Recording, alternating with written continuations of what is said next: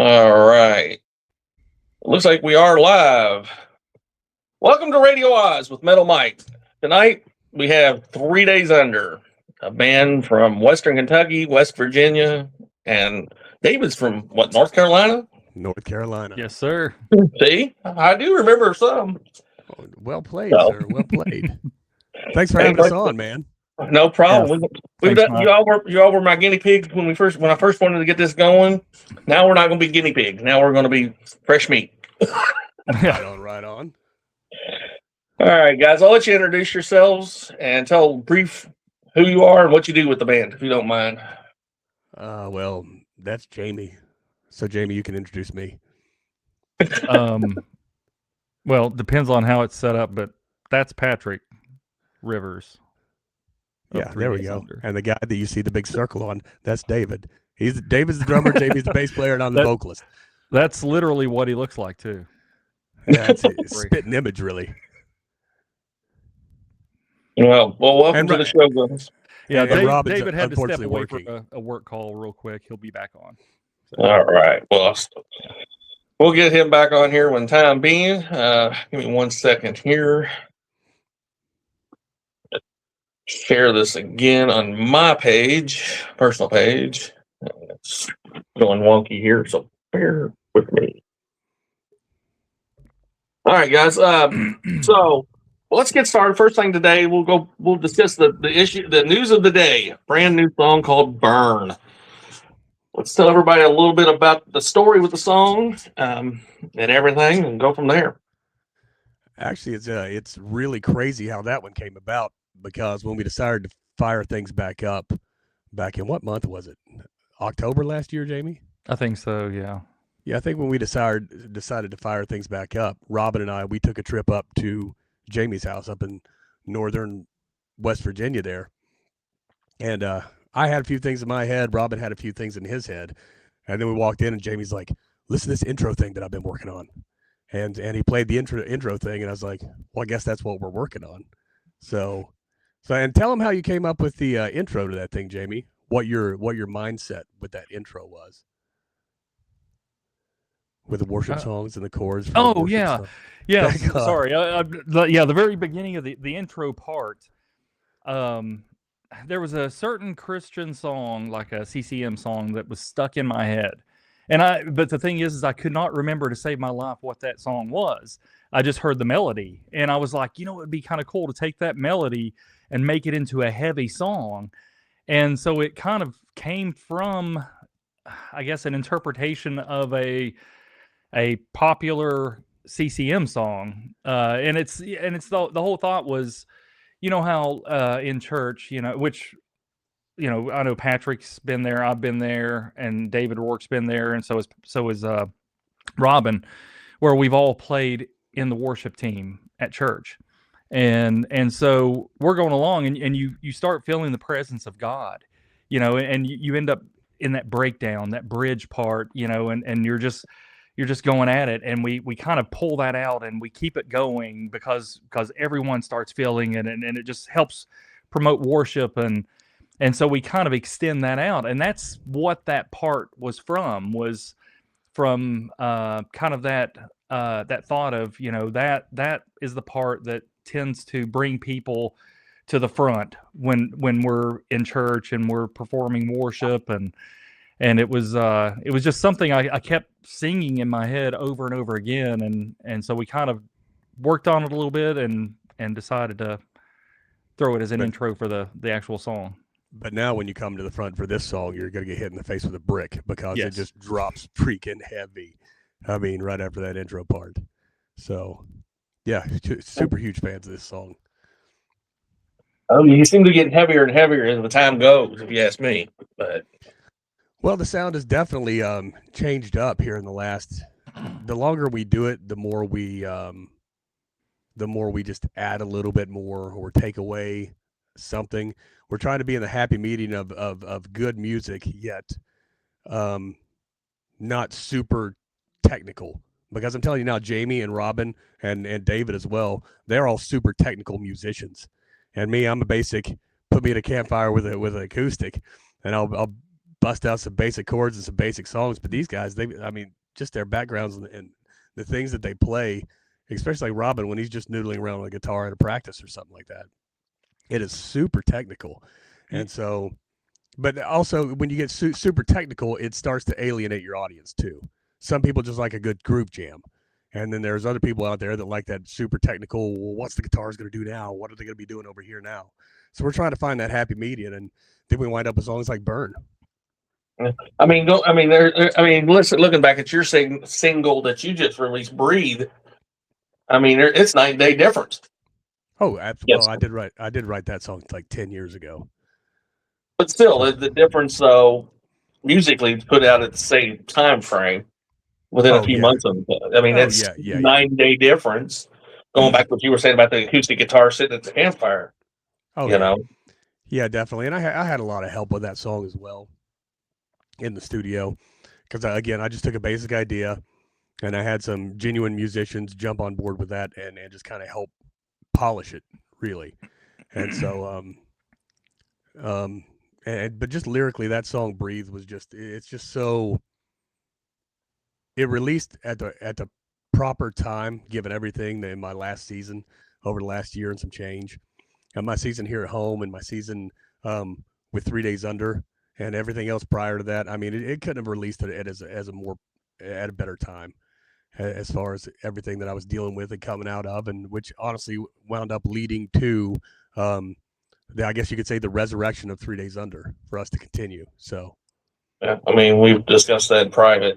That was a season for sure. Now we've discussed. I've been through that season and it continues. So right. I feel that. So, and we won't get into private details on that. That's between us. But I'm an open book. I don't care. I know. But like I said, we'll be here all night. Just discussing seasons. Fine. I was done looking at you tonight anyway, Mike. I didn't want to hang out with you anyway. I didn't want to hang out with you anyway all night. I don't know if I could do it. Like I was telling you earlier, this flu I get to use my big boy voice tonight because this flu is just wrecking me. Yeah, like I said, we've done that.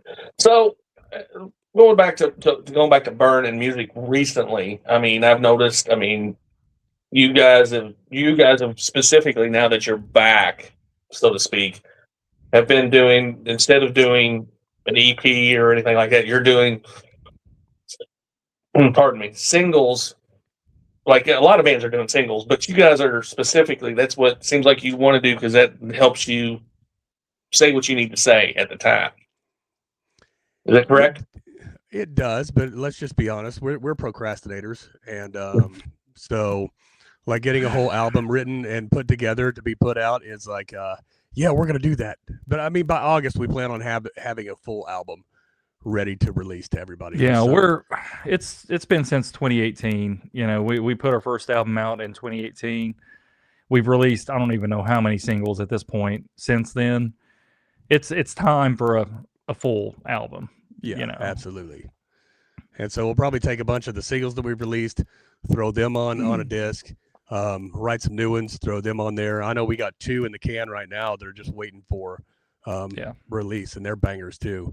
So I figure if we write about 3 or 4 more new ones, we'll have a good solid release for everybody who wants that physical media. That'd be me. I don't mind. It's great to have like a Spotify, like you all were pushing today. When I'm like at work or something, I can put it in the phone and run around the building and listen. Right. Yeah. But no, when I'm in the car, I love since I don't have my Bluetooth went out, so now I push out the CDs again. It's like, okay, it's good. I'm going to go back to stuff and that's what I try to. It's hard to explain to people, especially in the Christian history of Christian music. There's a lot of independent artists that music never went anywhere, but they were great. Yeah. That's how it came across you guys originally, was by word of mouth. Before you even came to Louisville, I had people saying, "Hey, you need to check these guys out." And I was like, okay. And then I got to see you a few times, and it was always fun. You kept the crowd entertained. When the first time I saw you, I think was in 2022, and y'all did Footloose, and it really what? Here's a hard rock band as their encore playing Footloose. Yes, sir. You know where that comes from, Mike? Honestly, I mean, I guess there was a time period we were playing a lot of recovery shows, for addiction recovery, and we were always looking for like songs that were positive, that could relate, like people knew that were positive and upbeat, and so we were always trying to find certain songs that we could play just to throw in the mix, that helps people, I guess, just enjoy, not just our music, but kick back a little bit and have some fun. And we're kind of the goofy band anyway, so. Well, yeah, I mean that's the obvious that we've seen in your own live feeds. You guys have fun to talking. Y'all pick on each other throughout the whole thing. And it's we haven't even started yet. Watching. So yeah, I think Jamie and I know him and I have had a conversation on numerous occasions about how, because we got to a point where we were starting to take things way too serious, and just really start to it just got way too serious for way too long, and let's just go have fun. Let's just get back to our roots and just have fun, and just let's write.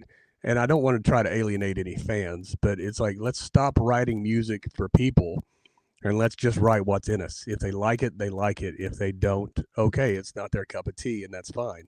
And we respect that. But so I think that helps with the shift of our writing style as well. Well, that makes sense. I mean, like I said, seeing the progression since that first EP and the singles since then, been a good variety of hard rock. There's been a cover thrown in there that the Johnny Cash cover, I think, threw me for a loop the first time I heard it. But it was 3 days under, and I was like, okay, this works. And then, like I said, the example seeing Footloose, that let the fans know, hey, we can have fun and still rock out and get the message across that we need to get across. Going back to what Jamie said. Yeah, absolutely. And we have Footloose isn't the only one that we played live before. We've done like Hit Me With Your Best Shot. Yeah. Just little things, that like I said, positive songs. We did Huey Lewis and the News. Oh yeah, Power of Love. Power of Love. Yeah, man. I'd love to heard that one. Yeah, we've done what's some others, Patrick? I know there's more. I did. Shine. Yeah. Everybody does Shine. Everybody does. Yeah, that's like we played that. I'm trying to talk him into covering a boy band song. Yeah. But that's the reaction I get on. There's not as much enthusiasm. And to complete transparency, I'm usually putting the let's do Power of Love, guys. I'm usually throwing it on their plate, and then they somehow just all agree to it for some ungodly known reason. It's like, let's work it up, and it's like, okay, Party Hard. Oh, Party Hard. Andrew WK. There you go. We played that one live. That would have been fun. Yeah, it's just fun, upbeat songs that people recognize, and just it helps draw them in, and it really does make it more fun for them. I mean, we're trying to spread obviously a message and trying to reach people to bring them to Christ, but we also want to make sure that some part of it is relatable to them, things that they know. Well, see, that's the reason of Radio Oz. Same thing, concept. Mm-hmm. Why I mix the two together is because if they hear a song they know, then they hear another song and it's like, man, that's a good song. Who is that? And then go digging deeper, and that's.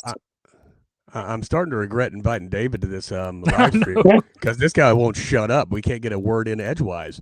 Little chatty Cathy over there, poor guy. Man, he's got his kids and work phone, and it would just so happen that it'd be time to go live, and the guy gets a work literally right at the second. Poor guy. But speaking of David, honestly, I don't think we could have found a more fitting drummer. Not just music, talent-wise, or his capabilities, but even his personality. He kind of meshes really well with us. He's just a as super nerd, weird and too. goofy as us. So Yeah. And the bad thing is there's no straight man in the bunch. Normally there is. Oh, you mean the brooding guy who's always supposed to be usually the lead singer role? Right, to keep right, to put you all in the straight and narrow somewhere. Yeah. No, we're all trying to hurt our squirrels, usually at the same time. But the thing about it is, when it comes to showtime, though, we all lock in. We all do what we're supposed to. I think we work best under pressure, and so like I know, what is it, the 20th? You're coming down, Jamie. David's coming up. And we're all going to have a powwow here before our show in Frankfurt on the 21st. yeah, something I so- didn't realize, and I know this isn't really a show related thing, but I didn't mention this to you guys yet. It just dawned on me. Brenda's also coming in to take my mom to Lexington. So we're gonna have Rain sit with the dogs. I'm coming in the morning of the 20th. I guess, or I may come in the 19th. I don't know. Dude, I got a house, so you're I more know. welcome. Yeah. And so it may give us a little bit more time to get all of the songs, just make sure all the system works again where it's been sitting for a while. Well, y'all the headliners that night? We are. Yeah. Someone's trying to make it down there. They're gonna bring us on after a year and some change of not playing a lick, and then be like, "Hey, you guys want to get out here and do this?" Get you all up to Ohio to do the Resurrection Fest in Ohio.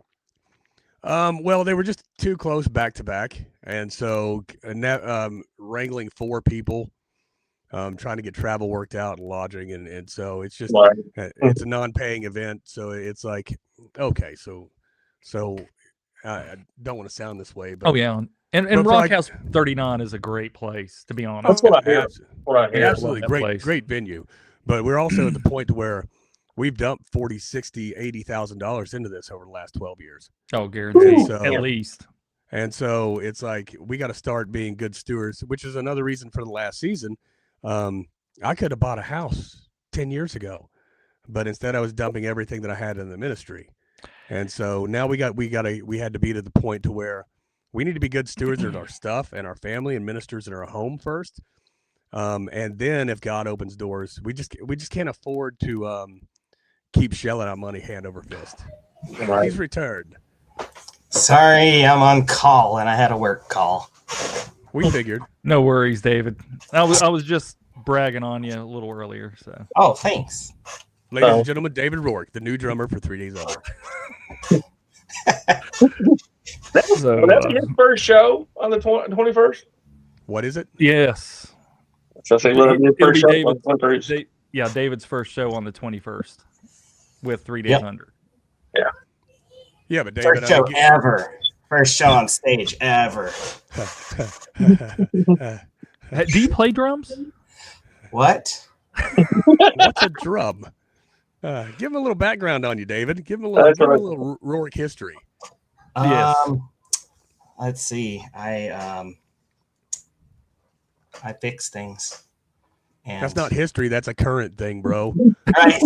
I am fixing things nonstop all the time. I've been playing drums since I was 16. I am 27 right now. Now I'm 40. I'll be 42 this year. I was the original drummer of Safe Kept, which is kind of how I got intertwined with these fellas. Because Jeremiah Wagner kind of put the bug in my ear at one point. And I had met you a time before at Revelate. What was that place? Kingdom Come. Yeah, Kingdom Come Fest. I was the drummer for Red Letter Rising for a minute. Yeah, everybody's been a member of that band for a minute, I think. North Carolina. Yeah. Dang, shots fired, Mike. I originally from Ohio, moved down to North Carolina. Got a couple kids that I've barricaded out of the room, so you might hear them in the background, but that's part of life. That's right. But we're definitely happy to have him, and you hear his work, and you heard it in Triggered, you've heard it in Burn. Now go out and stream. Make that thing, fire that thing up for us. Yeah, he's already, and we've got 2 others that he's already gotten tracks laid to also. So we're hopefully like our goal is to have an actual album, physical media which would be nice. Yeah. I'm gonna sing all the tracks that don't have my vocals on them yet. I'm gonna sing them all with my flute voice. In They like start the tomorrow. The Pat Vader voice is what we're going with. I thought That's what somebody we're sound gonna like trying to sound like Eddie Vedder being mumbling. Oh yeah. David's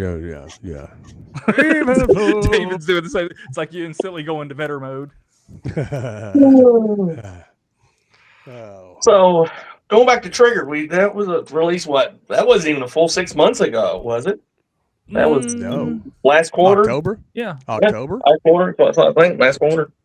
So tell us a little bit about that, because that was that's a controversial subject anymore. A little bit. It's only controversial because people are daggone they're softies, man. Well, everybody's offended about every single thing on the planet. And you know us, Mike. I mean, we don't pull our punches, and we're not afraid to touch on the hard topics or throw rocks at everybody. I mean, we'll throw rocks at ourselves for crying out loud. But yeah, that one was that was definitely a fun one. And when me and Robin were rehearsed the other day, and we come to that one, and I'm sitting here singing, I was like, this is gonna be so fun to play on stage, you know? oh yeah. What were you gonna say, Jamie?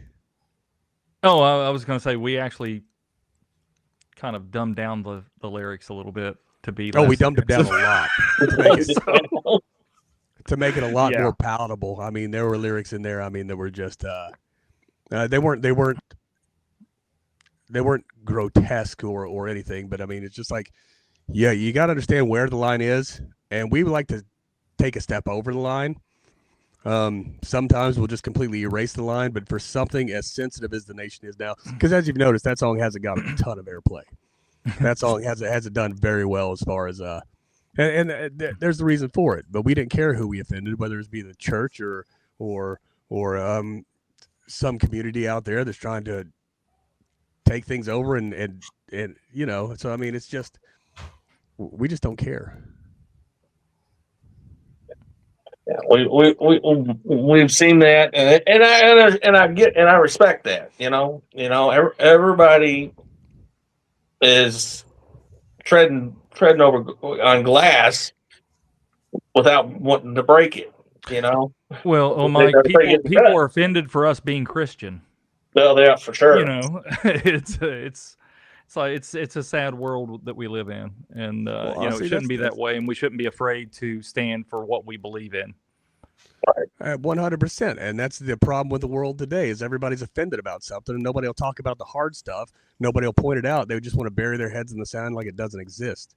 And so, I mean, we'll take that mantle. I mean, what are they gonna do? Take our birthdays? I mean, come on. You don't get a birthday. You're too old. What are they gonna do? Not stream it some more? I mean, I've got it in a playlist, so it's out there on through my realms. So, well, thank you, Mike. Yeah. So we'll get everybody triggered. Hey, like I said, I mean, everybody needs to have an open dialogue, but we don't. Mm-hmm. So we know where. So, anyways, let's go back a little bit. So the first EP came out in 2018. Correct. Was that when the first year for the band, or was it you and Jamie playing before that? That was when Jamie came along, because there was a version of 3 Days Under 2 years before that. Yeah, I joined in 2017. So I moved around to that time period. I just couldn't remember. Yeah, it's kind of I mean, not to give like the whole story, but there's a mutual friend that we have that runs a studio in that area that have reached out to me. Oh, you're too good to say our name now, Jamie. It's that area just because you moved away. Now we're that area. Now I'm triggered. That low life area down there. Some people's kids. No, in the Ashland region, in that tri-state area. And his name's Mick, and he ran the studio that Patrick was in, and he was kind of telling me, and well, I won't go into much on that, but he was telling me about we work in the same company, Mick does and I, and so I just happened to see him one day, and he's like, "Oh yeah, that Christian music that you listen to?" He said, "I got one of those guys in my studio right now recording a song." And he said, "You want to hear it?" And so he played it for me, and he said, "I think he's looking for band members." And so this is probably February-ish of 2017. I don't know. You So- rode your scooter over your first time, so it had to have been warmer. No, was that the first time Yeah, you rode I your rode the scooter UK over? Vespa. We only lived like Okay, a mile and a half. Mick and I only live. Our houses were like a mile and a half from each other, you know. So it was like I didn't realize the scooter was what I rode over the first time I came over to the Oh studio. yeah.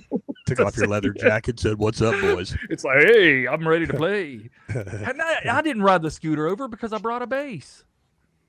No, you rode the scooter, dude. Oh, no, I used one of Mick's basses. That's right. Okay. Anyways, so see, this is what happens. Like, so this is February sometime, you know, and he plays me the music, and I'm like, man, I really like that guy's voice. You know, it's raspy. It's got a good tone to it. It's unique. You know, it doesn't sound like anybody else that I've heard. And and Mick was asking me, he's like, hey, you know, he's looking for band members. And I'm like, I don't have time for that. You know, I'd been in previous bands, even Christian rock bands, and just got fed up with being the one to lead it all and try to wrangle and coordinate and you know, do it all. And I couldn't get anybody that was, you know, willing to make those sacrifices to make it happen. So I just gave up and was like, I'm just going to write my own music. So years later, you know, I found out about Patrick, and so he tells me, Mick tells me about this guy, and I like it, and I tell Mick, I'm like, there's no way, I just don't have time. And he had played me some of Patrick's music, and I thought, you know, I said, I know what I can do, and it was I can't remember if it was a little later or when, but I paid for Patrick to record a couple songs. To Mick, anonymously. Anonymously, because I didn't want him knowing, you know, Patrick knowing, or anybody else knowing that I had covered the cost of those songs. But I thought that's God's putting it on me to help this guy out, you know. And so I paid for a couple songs to be recorded. Anyways, months pass. I talked to Patrick too. You know, I reached out to him. I said, hey, I would, you know, if you need anybody to lay tracks or run sound or anything like that, I just don't have time to be in a band. You know, so we had corresponded back and forth a little bit. Well, anyways, August rolls around. I think it was August. And I'm at one of our plants where I work, and I get a call from Mick again. He said, hey, that Christian dude's in my studio again. He's Burn looking him and for get him out of here. He's looking for a bassist that can sing. Are you willing to come by or given any thought of possibly joining the band or being part of it? And I'm like, it like 2 or 3 seconds passed, just instant. I was like, you know what? Yeah. And he's like, come out to the studio this evening. And I was like, okay, you know, to meet Patrick, because they were going to be in the studio. And at the time, it was Patrick and Nathan, I think, were the only ones there.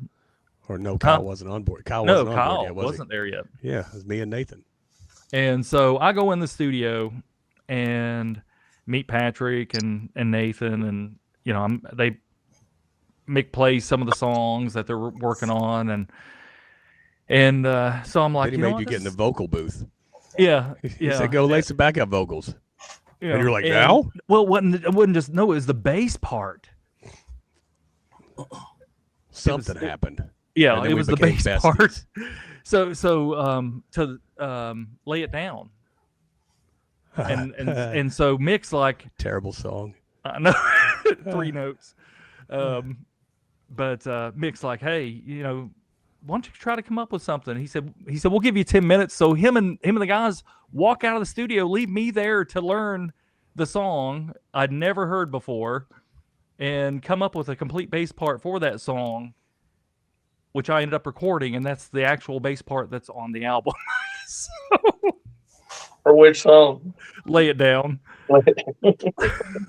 Or what I like to refer to as our first EP is our kindergarten offering in the music world. So, Yeah. because it's so basic. It's so basic and vanilla. It is. Well, compared to now, for sure. Yeah, so it's so that's pretty much how it started for me. Like I said, in 2017, and we went on to finish recording the album, and yeah, because Kyle came in not shortly after that. It may have been like, I don't even know when, maybe January, February of 2018. You're stuck on February, bro. I don't know when the game. Yeah, Maybe. sometime in early 2018, and then Robin joined at the end of 2018. Yeah, because Kyle went to boot camp. Yeah. And Robin's first show was at the Paramount in front of 1,000 some odd people. Yeah, we had like 1,500 people there. It was the awesome. shyest dude on the planet at the time. We throw him right in front of 1,500 people. Yeah, he had his back facing the crowd the entire time while playing. And no, I'm just kidding, Mike. He was sideways. He was sideways. He was sideways. Yeah. Facing the drums. Yeah, it was something else. Yeah. It was something else. Yeah. And then after I mean, some things happened with the band, and we had to let Kyle and Nathan go, and then we ran forever without a drummer, didn't we? Mm-hmm. I mean, I don't think about 3 years. About 3 years. Yeah. Yeah. And then David falls in our lap like a little daggone Easter present, and it's like, all right. Because like he was saying, old Jeremiah Wagner, just a great dude. God bless that man. Yeah. And then he put it in my ear, and unbeknownst to me, he was putting it in David's ear, and then we all hooked up, and now we're just one happy little 3 days family. Yeah, David's been in the background. What, just over a year, somewhere in that neighborhood, I think. Yeah, it sucks for him though, because I remember when I ended the band back a year and some change ago. Oh, I know. I forget what I was talking about doing. We had a show lined up at actually Rock House with Disciple, and Conviction and everything. God speaking to me, it fell on me, and I think David was like, "I don't think it's a show that I can make." And where he's in North Carolina or whatever. And like the very next day, I'm like, guys, we're hanging it up. This is a prophetic word I've got from somebody, and I need to handle this stuff. I can't continue on. You guys take it and run, but I'm done. Poor David, he messages me, "Hey man, if this is about the show, dude, I'm sorry. We don't have to end the band." I was like, no, dude. No. It didn't have anything to do with you. I just got to kind of be obedient right now in this season. So. Because you were going through a season for sure. I wouldn't trade it for the world right now, though, because I tell you what, I'm a completely different human being than I was even 2 months ago. Just the way I speak and think and carry myself, and unless I'm with Jamie, because he's a bad influence. But yeah. But to see, he even got choked up on it. Oh, right, yeah. But no, I mean, I wouldn't trade that season for the world. Because honestly, we never thought that this was going to happen again. Not a one of us thought that this was going to happen again. But me, Robin, and Jamie, we met up in again Rock House 39. Rock House 39 to see Chaotic and Tricord. Yeah. And who else was there? I forget. Or was it just Tricord and Chaotic? Seemed like there was another band. That's sad. But we all just decided, hey, it's been like 6-8 months. Let's all get together and let's just go see our friends at Rock House. And so we got up there, and then, it's like you see the old girlfriend, and you're like, "What's up, girl? What's up?" And then Jamie gets back into town, back to where he's at. He's like, "Hey, guys, I've been working on this track. Take a listen." And we start listening, and it's like, "Huh, what's a pretty good daggone track? Maybe we'll But I was like, let's pump the brakes. Let's not get all crazy with it. God said no, so we're not going. And then actually, I ran into you at Ichthus, Mike. Yep. I ran into you, and we had that long conversation. I had a few conversations with some other people that were there. And that when God was telling me, it's like, look, I understand that you got baggage, but you are doing absolutely nothing for the kingdom right now. It's like, we'll drop the baggage along the way, but you need to get back on the horse. And you need to start going and doing. And so that's when I just hollered at the boys. And thank God they waited, because they could have just said, screw you, dude. You got too much baggage. I ain't trying to play this game with you. Well, Robin and I were, our thought was maybe like 2.5 days under, to start a new. Where'd the half come in? David's not a short guy. David's like, wait a minute now. I'm just the drummer. I don't count. Well, I was thinking I'm the bassist. I don't count. You know, it's like turn him down. So No one somebody's needs to not hear keeping that. time then. Right. If you're not counting, somebody's not keeping time. Right. Yeah. That's what we got Well, I click mean- tracks for, Mike.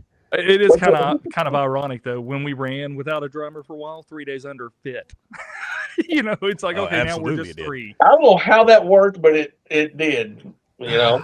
I mean, Well, we luckily before David, we had well, Patrick, you want to tell him? There's a guy that goes to Robin's church, Zach Meyer, and he's an amazing drummer as well. I mean, we have been blessed throughout these last couple years to have people come in and lay down some drum track. They're human metronomes. David's a human metronome. Zach is a human metronome, and so he laid tracks to like what was it?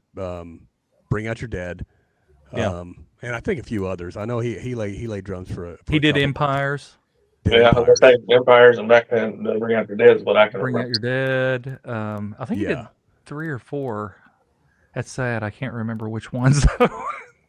But yeah, for that era, Zach had laid a few tracks for us. And Zach's thing is, you know, he has a special needs daughter. She's got a certain condition, and you know, for him, it's hard to be able to take time away. So playing out and all that, he's like, I'll lay tracks for you anytime. You know, if you guys need drum tracks, I'll lay it for you. It's just for him to be able to, you know, like go on tour or play multiple shows. It was just too hard for him to do. Right. 'Cause I know y'all went on that 4 or 5 show run without a drummer. Period. You were using the computer that he laid down the tracks for. Yeah. Well, When I so was every show that we played, we were running those tracks, and that was odd. It was weird to get up there and play, because I mean, you know how the audience would perceive. Well, if they're running drum tracks, then they got to have tracks for everything else. Right. So you worry about that perception, and you know, but again, we don't care. You know, we're gonna here's a funny thing I thought about a while back, and I was going to bring it up at one point a long time ago when I found out. Did you ever think about getting Robin's pastor to be on a track just for the fun of it? Rico. Well, I mean, the way we look at it is a dude who has done as much as Gerardo has in his career. The last thing that he wants is some up and coming band hounding him, asking him for favors. You know what I'm saying? Hey, Mike. So a lot of people don't know this, but his father-in-law is in some of our music videos. yeah, he's the old dude. Yeah, he's the old guy. The old man with the hat and the. He's in like Mended the suit. and Shadows, and isn't he in a third one, or is he only in 2? We had a big idea that we were going to weave him into as a connector to all use the him for music every videos that we single ever did. music video. And so, but no, I mean, we don't. That would have been just funny to think, though. I was just like said a funny thought. Well, maybe we're old school. We just don't. I don't know. We got the grit, so we'll get it on our own, type deal. But I mean, I don't know how Mexican or Spanish rap would go well with what 3 Days Unders is doing. But, You never know. Y'all could make it work. I know you could if you had David to. could. He'd throw down a beat for it. 100%. Maybe we should sample Rico Suave. And run it by Gerardo. Sample it, make it metal, Yeah. make it Christian. But only you, David, and Robin, you guys throughout the song, you guys got to do the la da da. Oh, No, you don't get the Rico. oh, you get to do that, I guess. You've got to do the la da da. La da da da da. Rico. Suave. Yeah, just like that. Yeah. I think we just got copyright stricken right now. Sorry, Mike. No, he's a good dude. He's a great pastor. Has a good heart, and he's all about community, which is amazing. But yeah, that's not a bad idea to maybe sample it and throw it into a metal song and give it to Gerardo and be like, hey, take a listen. Well, you know, Vanilla Ice re-recorded Ice Ice Baby Oh, and yeah. monetized it back in the 90s. Oh yeah. And with the producer one of the producers that helped with Korn when Korn was getting rolling. What if he regrets that decision? Because I regret it for him. What, Ice Baby? Yeah, the metal version. Oh, Metal It's version. like listen to The new Rob metal Van version. Winkle. Yep, Rob Van, Mr. Winkle. Van Winkle. Should have just stuck to your flavor, buddy. I don't know what flavor that was because it wasn't vanilla either. Or it was complete vanilla. It was all vanilla. Was it malt vanilla? ultra vanilla. That's. It Oh, was see, that- this is what we do, Mike. We squirrel completely into some other path that you had no plan on actually discussing with us. So, But we'll Like I get to where said, we're this is going. just a conversation, so we're all out here having fun. We'll definitely So- get to where we're going. I don't know where that's going to be yet. I haven't figured that out. Oh, it's So- somewhere. So, got a first show in how many years I don't know. coming up? when was our last show? Was Rock House 39, wasn't it? Yes, broken bottle. He didn't do it last year, so it was the year before that. So it's yeah, been- it was around August of 24. 24. Yeah. Almost a year and a half, at least a year and a half. So that ain't too bad. That was actually an awesome show too. We had a Yeah, lot I of know neighbors this kind of venue for this year's. Come Yeah. the 20th, the 19th and 20th, the neighbors are going to be so mad here because this garage is not super well insulated. The portion we're in now, but I've still got a lot to finish. They're going to be so mad, and I can't wait. You're flying the wall. I can't wait. Little man, he's going to get a kick out of it. When David rolls in, I know Eli, David, just be prepared. You're going to be his hero because he's he a is. little drummer, and he's all about it. So, and when he comes down here and watches you play the drums, he's just going to be, oh, wow. So just be prepared.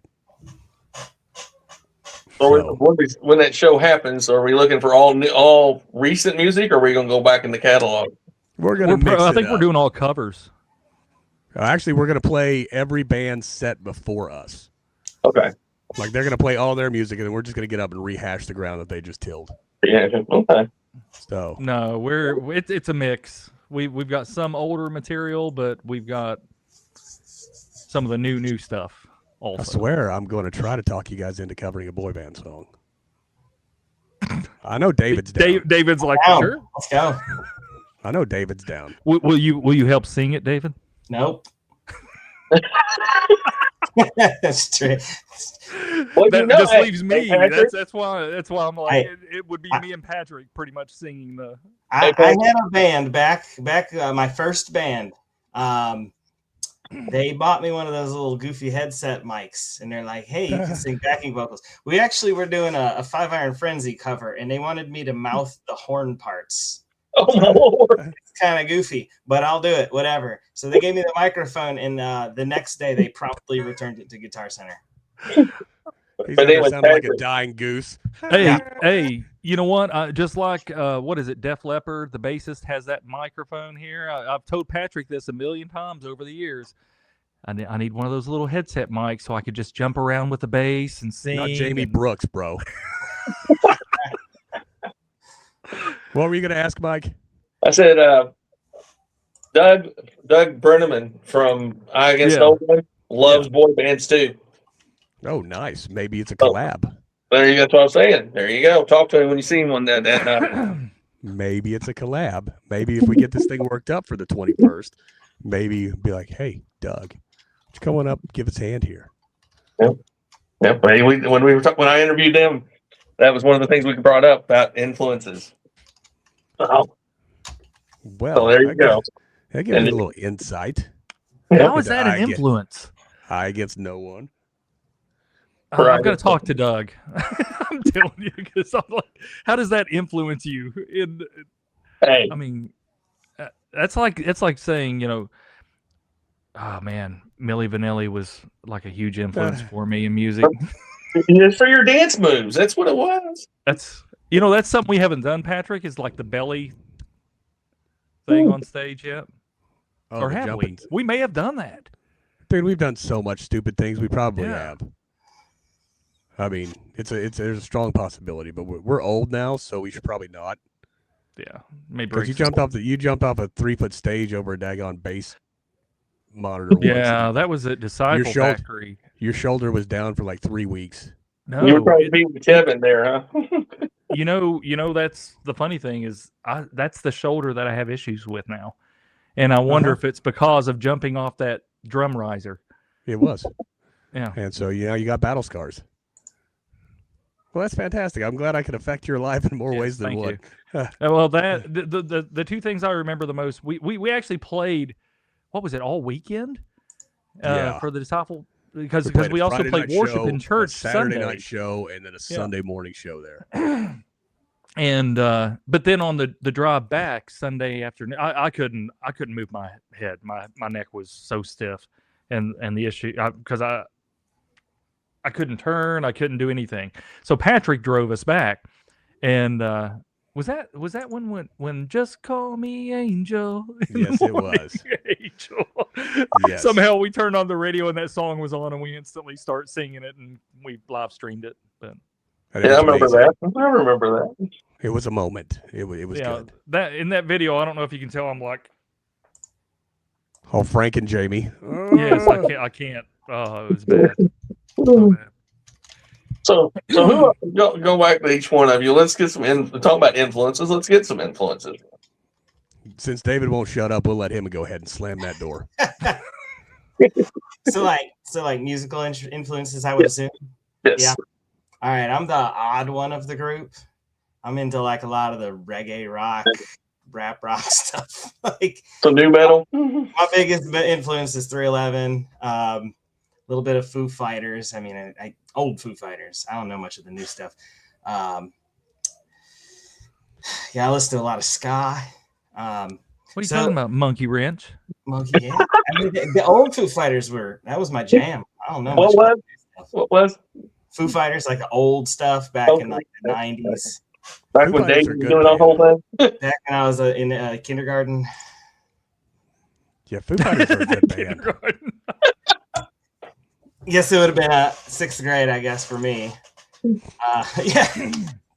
But yeah, I mean, I like a lot of ska. I mean, I just went and saw Five Iron Frenzy in Greensboro Friday. Hey. Oh, those are pictures. They're still Back out in the 90s. What else? I mean, I guess I'm trying to dig into some of my influences to incorporate it into what we're doing without veering too far from the sound already. You know, like what you guys have established. David, this is your flavor now. You add whatever stank you want on it, pal. Yeah, that's yeah. I'll dig out my like piccolo sounding snare drum and we'll get some of that high crack. Hey, can you get the Lars Ulrich No. Death magnetic snare thing? Saint Anger. Yeah, or Saint Anger, that's so it. I'll go get a Folgers coffee can. Yeah. Well, you did play Chains on the last track that we sent you. I did. I mean, it Yes, wouldn't be far out of the realm. I do. I like to get a little creative. I mean, I in the past I've tracked. I needed a triangle. It was a reggae track I was doing, and I needed a triangle, but I don't own a triangle. What was it? What was the thing that we had in? Would you let the man finish, Jamie? I'm sorry. It just made me think about it. What's the glockenspiel? The Vibra slap. Vibra slap. That's it. Go on with your triangle, David. I apologize for Jamie. So yeah, no, I took your a piece triangle of, matters. Yeah, it was a piece of copper wire that I wound around a pry bar, and then I hit it with a wrench. And it worked. This is why we love you.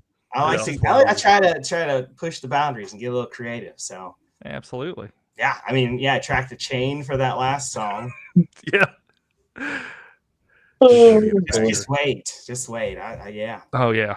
Whatever you got, man. I mean, that's our thing. You know, we're all who we are because of what we do, not because we're trying to meld into something. Obviously, if you listen, I mean, if you go from our previous, like Mike said, the first album on, it's like nothing ever sounds the same. It's it's an evolvement. We might come out with the Rasta song. Who knows? You know? Yeah. There we go. Reggae metal.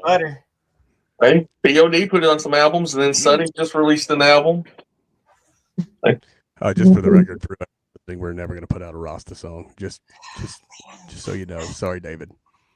Sorry. I did just get a new snare drum that I'm looking forward to tracking with the new next song.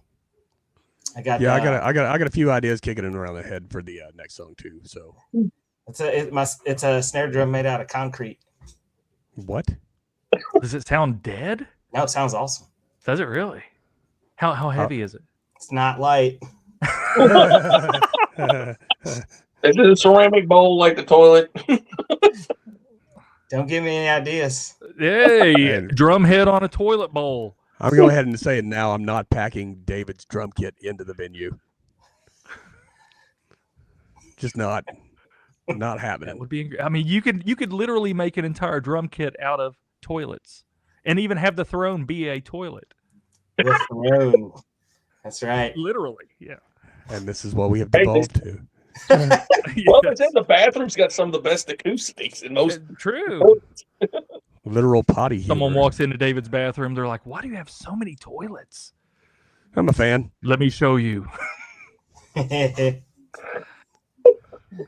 sorry. We have once again squirreled Mike. Sorry. Oh, But we did find a way to introduce toilets into our conversation. So.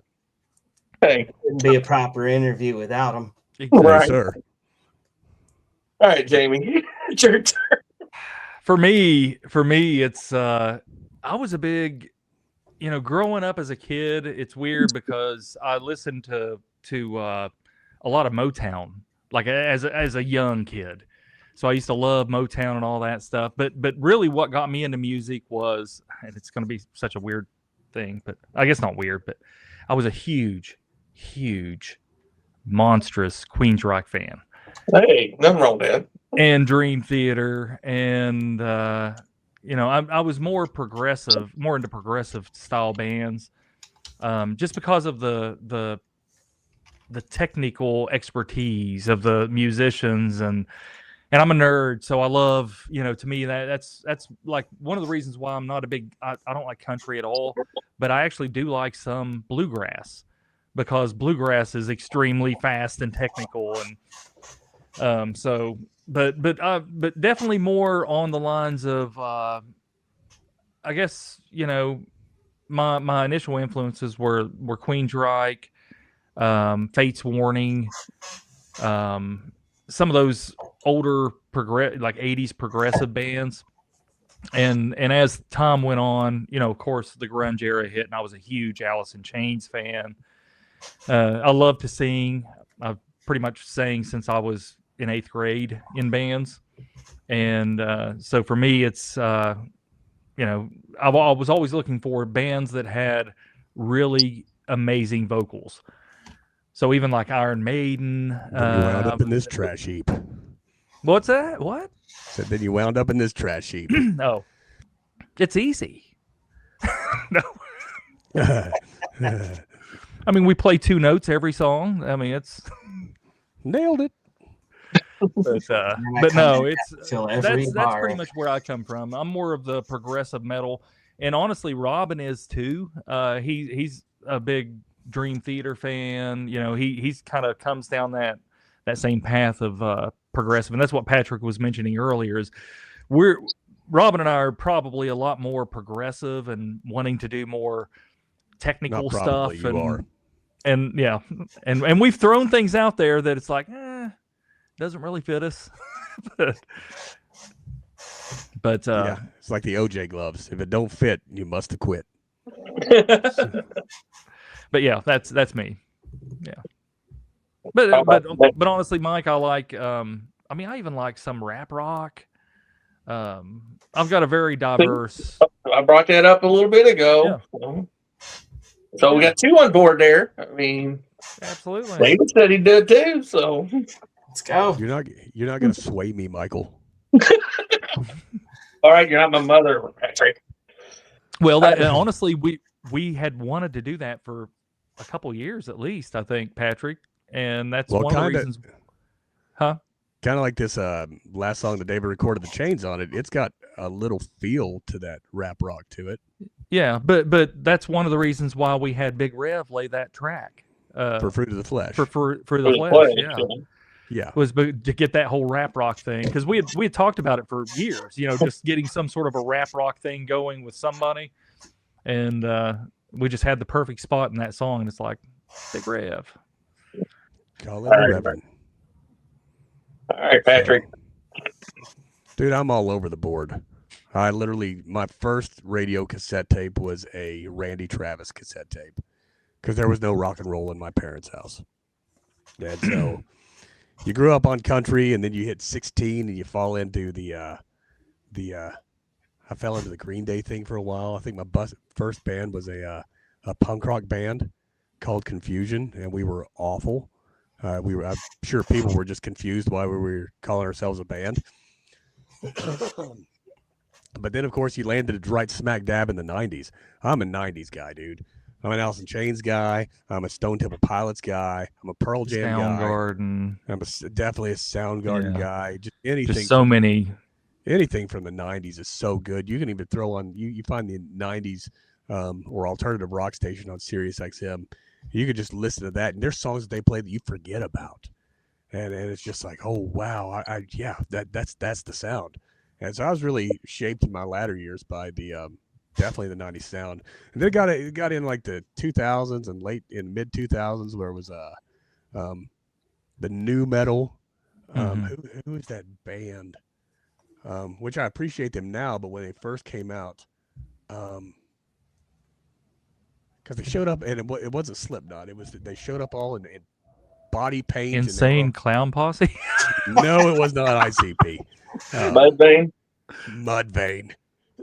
I remember I was in Okinawa. That's where I was stationed, and I walked into the USO, and I looked up, and there was Mudvayne. There's that one video where they're all in the white room, but they're all in their makeup, and I'm just like, what is this? Yes. Yeah, I was like, what is this? And it's not even music anymore. But then, of course, the older and angrier I got, I'm like, whoa, yeah, it's some decent stuff. Which, I mean, honestly, that kind of stuff and Slipknot, they've kind of influenced some of my writing and how I sing a little bit. Now I can't do the growls and get as angry as those dudes, because they have demons. But yeah, that's been my flavor over the last couple of years. And honestly, I took Abby to Resurrection Fest on Saturday, where I think I gave everybody the flu. And the whole way up, the only radio station that would come in, because she's a country fan, the only radio station that would come in was like the old school 80s and 90s country. I found myself, all right, there ain't nothing wrong with this radio. All right, come on, Alan Jackson. Come on, Tim McGraw. I wasn't mad at it. Now to be completely 100% honest, you got to go home. You got to go Patrick put on lied to you, Mike. His actual influences are Backstreet Boys and Nickelback. So I was going to bring up Nickelback, but I was trying to be nice. I forgot about Nickelback. Well, that's a band that's so hated on, but they're so you're good. You're trying to get me. You're trying to kick myself out of the band. Hey, this next track's going to sound like Nickelback. I'm like, peace. I think I've heard him say that at one point, or he was. No. We had this little thing with Patrick called Nickel Pat. That's what he used to call me. Put a picture up on Facebook at one point. Look at this photograph. Yeah, old Nickel Pat. But I'm not mad at it, because I mean, you got somebody selling as many albums as they are, and you're going to complain about them? Come on, man. They're just the most commercial band ever. I mean, I'd give $1 for some of their commercialization.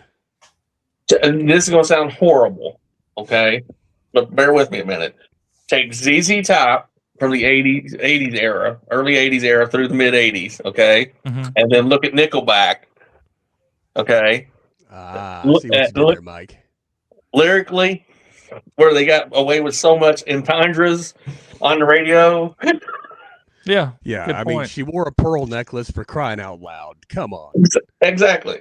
Yeah. She's got legs, all that stuff. Yeah. That's what I'm saying. And then you look at Nickelback's lyrics. Right there. I watched their documentary. But musically, though, wow. Yeah, see this hodgepodge? Yeah, and so then we wound up with whatever we put on digital recording, and here you go. Hey, that's what makes a band, in my opinion. You know, all Speaking those of which, influences make you your own. after this conversation, fellas, and my trip to Cincinnati, we might just have to change our name to 3 Days Yonder. You know, do a little bit of country. do a country cover or Yeah. a new country song. Yeah, 3 Days Yonder. Hey, you know As something long as we it haven't ain't tried in our current, music yet? as long as it Yodeling. ain't nothing against him, but as long as it ain't Post Malone or my brain just shut off. The No. other guy with the tattoo faces. Oh, Jelly. Jelly. Mr. Jelly Roll. Roll. I'm not a big fan of Jelly. I mean, I'm impressed with what he does when he goes into the corrections facilities, trying to give these kids hope. But musically, I've seen him in concert, and he just did not do anything for me for some reason. And going back to the country, I grew up on classic country up until the '90s, so I can respect that. That's another thing. When I was stuck in the stupid desert fighting that stupid war, we rented the trucks from the local nationals. So for all the convoys of the fuel tankers, we had subcontracted from them, and it was crazy. You would who's the guy who sang Oceanfront Property?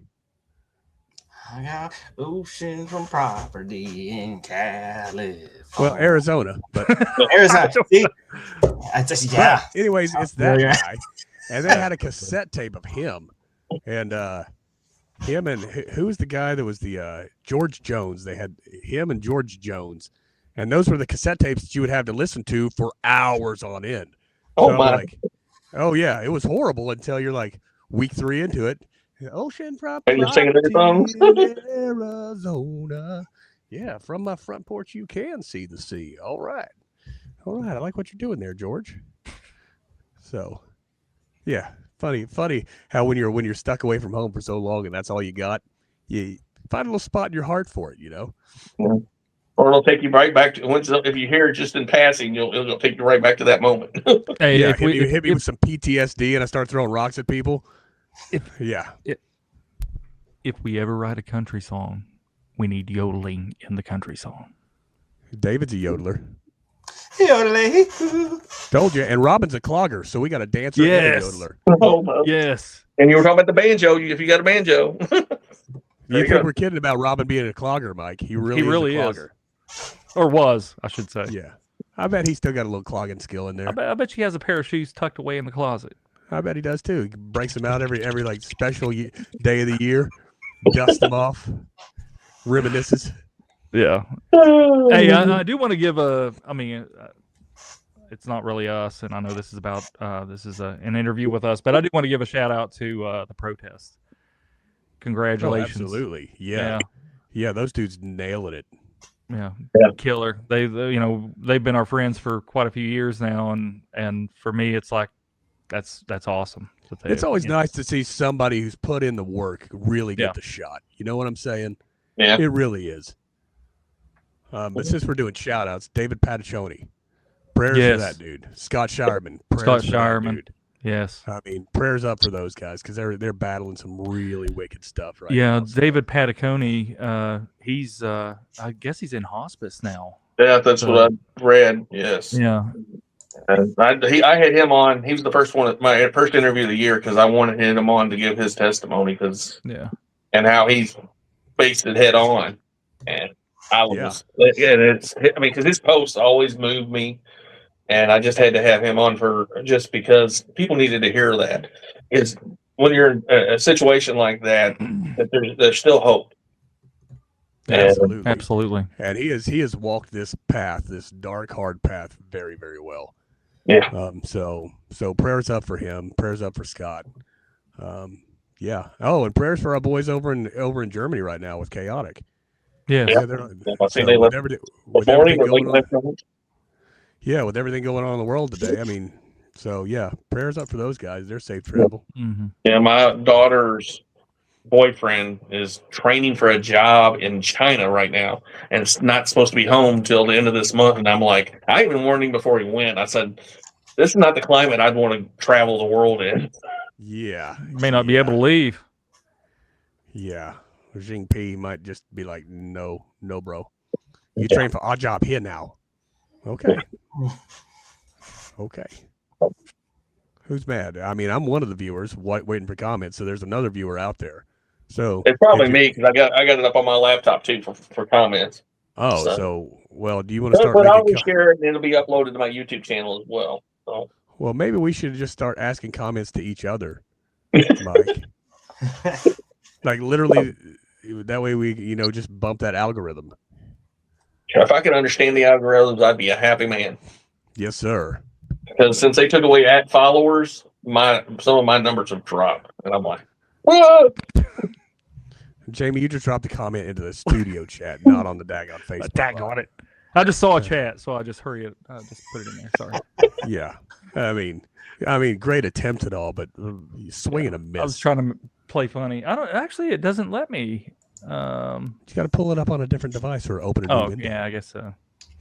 So talking about shows, you got any other plan besides Resurrection Fest here in Kentucky?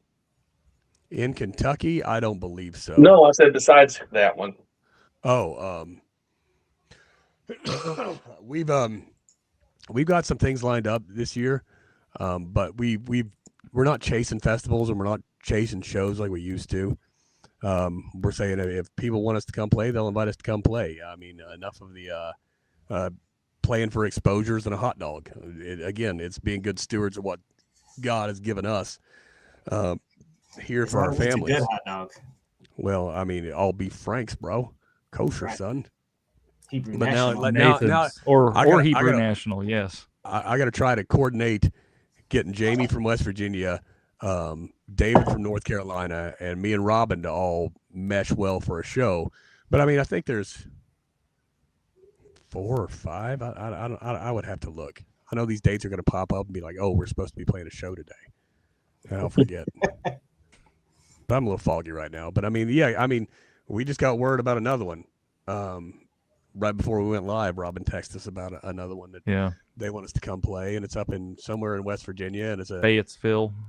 a new Appalachian music festival. Dude's got a lot of people trying to work on. And it's like mid-June, and it's like, I mean, but again, trying to wrangle everybody to get together, because my initial goal when starting this band that it wasn't to be a burden on anybody, especially financially, because finances will kill a band quicker than anything. You know, Right. somebody can't pay their $20 a month for whatever, for equipment, or put it into a band fund. And so I know that, I mean, Jamie's poured a lot of his money into the equipment. Especially, I mean, I can't imagine the amount of money he's sunk into recording equipment, because that dude's got top of the line everything. And then, of course, trying to figure out the travel. And I bought 2 and remodeled 2 buses, and just paying for merch and things like that. It's just, you can't reasonably look at anything and say, yeah, we can come out and drive 400 miles just to say hi, you know? And so, Yeah, and honestly, Mike, you know, when we started this back up, we kind of said, you know what, we're just going to take the next year, not worry about playing shows. We're not going to worry, you know, let's just concentrate on writing music, and the best music we can possibly write. And anything else was just I guess icing on the cake at that point, you know. So it's not like Patrick said, we're not trying to find shows, you know. It's just if it works out for all of us, then what's that? But they keep finding us, so Yeah, that's kind of flattering as well. Well, it is. I mean, I get that, and there's festivals popping up right, left, sideways. I mean, you've got a few that have been around for a few years, like KCF. You've had the ones out in Missouri and Oklahoma, right there at the Missouri-Oklahoma borders. Dude, let me just be blunt, and this might just really aggravate a lot of people, but I tell you what, a lot of that festival stuff, unless you're in that clique, you're not playing that festival. Yeah, we had that discussion. We talked about that. Yeah. Yeah, I mean, yeah. that's across the freaking board. It's not just one festival, but unless you're in that clique, Yeah, then you're not playing the festival. and that's So, sad I because don't care there are how a many lot of times you really good submit. Christian musicians that should be given a shot, not just it be specific people. And it's like some of these festivals have the same people every single year.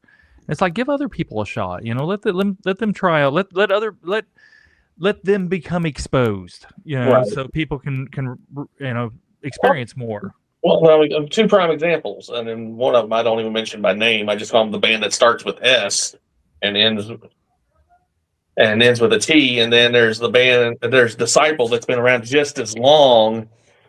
And to me, I'd rather listen to Disciple any day Right. of the week. Right. Yeah. Well, now, don't get me wrong. I don't. I champion bands who are out there to go out and do it and catch their break. You know, I mean, you Right. catch your break and you soar, awesome. My issue is where I'm a very abrasive individual, or really used to be. I think I have had a hand in really rubbing some of these festivals the wrong way, because when we show up and we're on stage, Mike, you've seen us. I don't hold my tongue, and I don't hold back, and I say what I feel like needs to be said in the moment, and leave it where it lies. And so, I mean, in dealing with some of our peers, I've had to call some of them out. I've had to just for their behavior and stuff like that. So, I mean, and which some of those peers are on boards for these festivals, and people don't like being confronted with the truth. But I'll never bend the knee to anybody, and I'll never be a doormat for anyone. And while I think some of that has hurt our chances of being on some of these festivals, but we don't need to be there anyway. I mean, God has another spot for us somewhere. Right. I mean, that's So- that's a valid point. You know, if you're in it for the ministry, true ministry aspect of it, regardless of your distance apart, God will put you where you need to be it a church here, a club here, a festival here, and not worry about all the garbage and trash that comes with it. Some of the like you just said. I mean, that's the undertones. You know, that goes back. I mean, that's been in the scene, the Christian music scene for decades. If you're not, you know, and well, and like we've said before, Mike, you know, it's amazing how vile the Christian music industry can actually be. Yeah. I mean, it blows my mind. You know, sometimes it seems worse than secular. Secular music industry. I mean, it's crazy. Yeah, well, I think that's kind of because, like, you know what to expect with the secular world. In the Christian world, you got this idea of what it's supposed to be like brothers and sisters helping brothers and sisters, and not the cutthroat aspect of it. Not anybody afraid of that you're going to get a bite of their apple, but it's just as it's exactly that. From my experience, now maybe we've just dabbled in the wrong pools, fellas.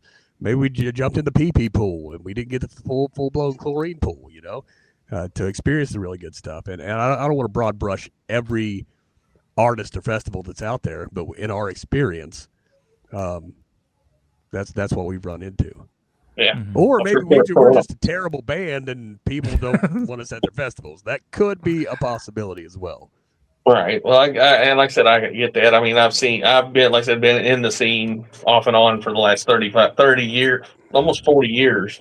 So I've seen the good, the bad, the ugly. I've met the nice. I've met the people that were high and mighty, their nose stuck straight up in the air, and they couldn't even get a word in edgewise, just as saying hi as an introduction. You're sitting here busting your tail to make their stage look right. Right. You know. Right.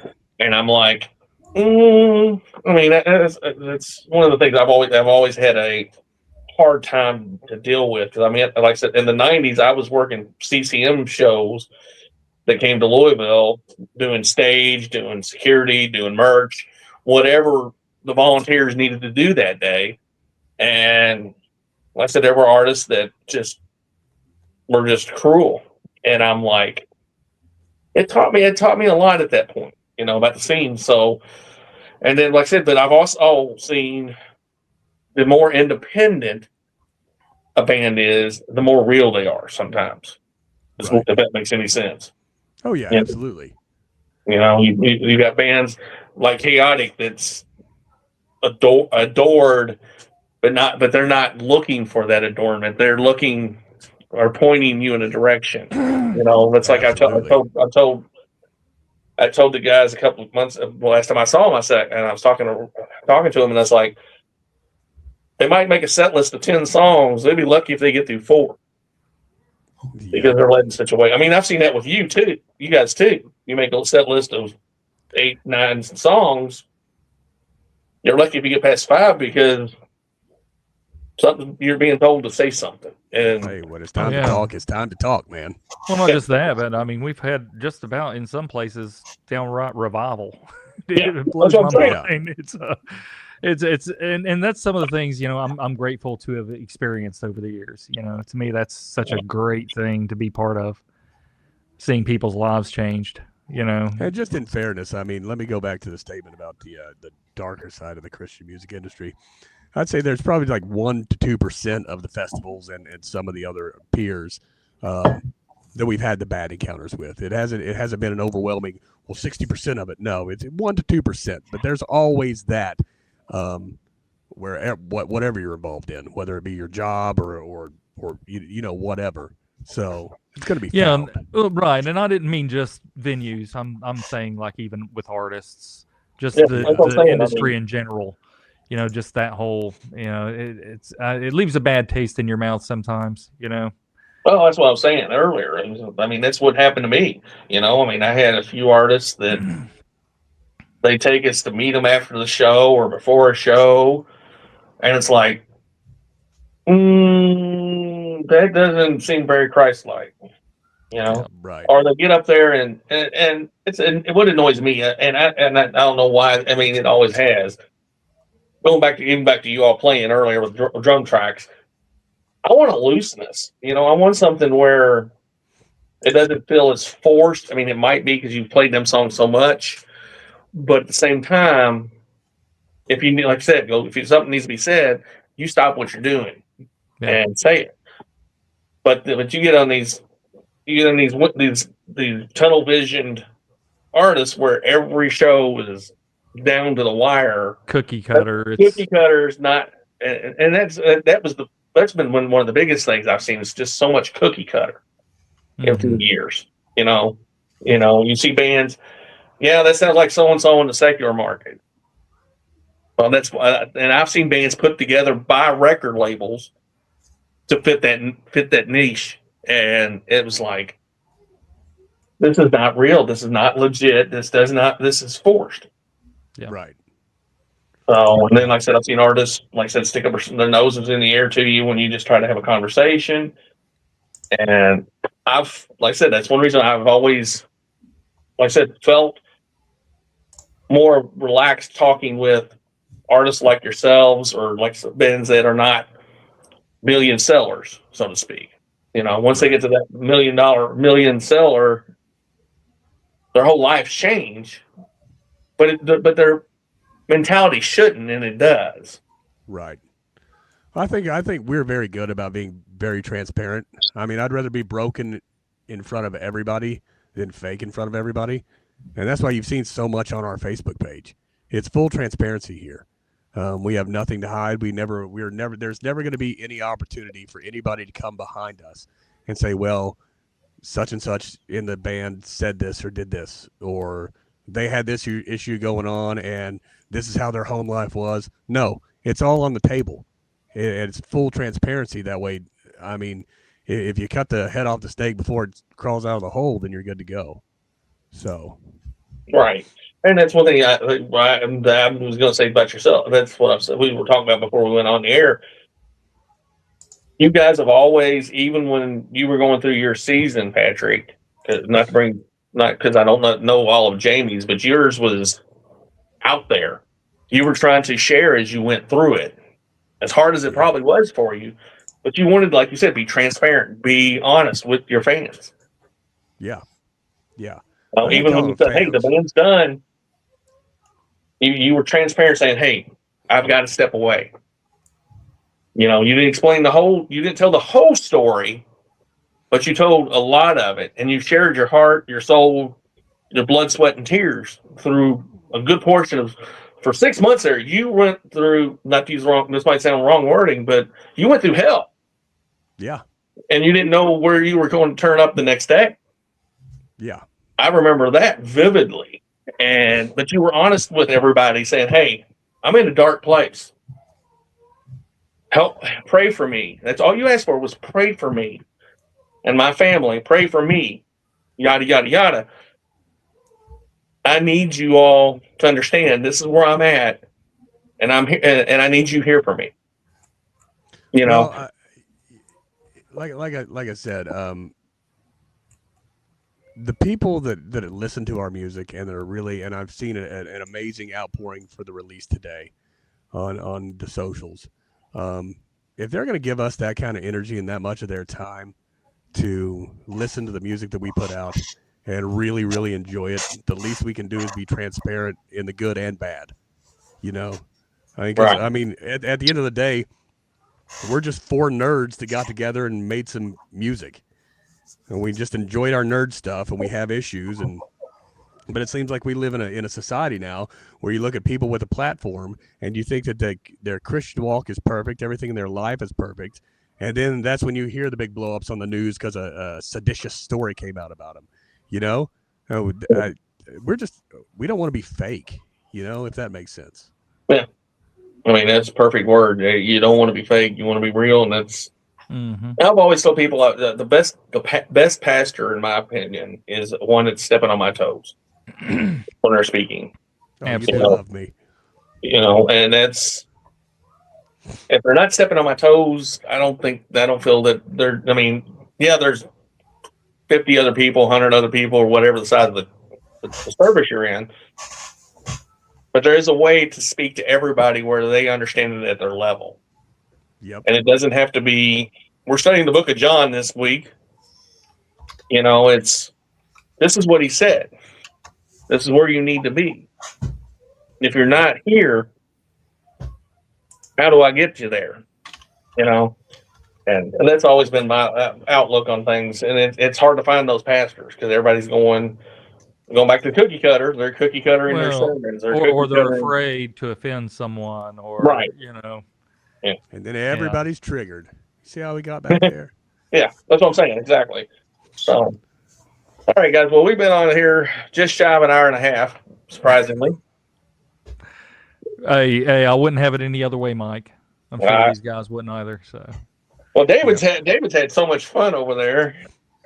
He got a call in at 25, about 45 minutes, surprisingly. So, speaking of nerds and tech, that's good old IT. It never sleeps. Who you do IT for? It's a logistics company. So I work 24/7. He's actually arranging Iran attacks right now. Is that what it is? Okay. Yeah. Right. Oh man. Jamie, send me those stems, dude. I will. Like, are you going to do it, or are you just telling me you will? I will send them to you tomorrow evening. No, you won't.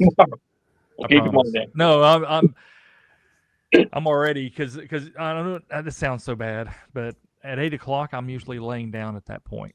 I have the flu. I have the flu, and I came out here to hang out. I know. You did but great, I'll send them to you tomorrow evening. The new tracks, I've still got to export out, like you need to export those and all that stuff. That's export those and drop them on the thing. Yeah, because you already have the other ones, right? Except for all the new stuff. No, I don't have any of the tracks.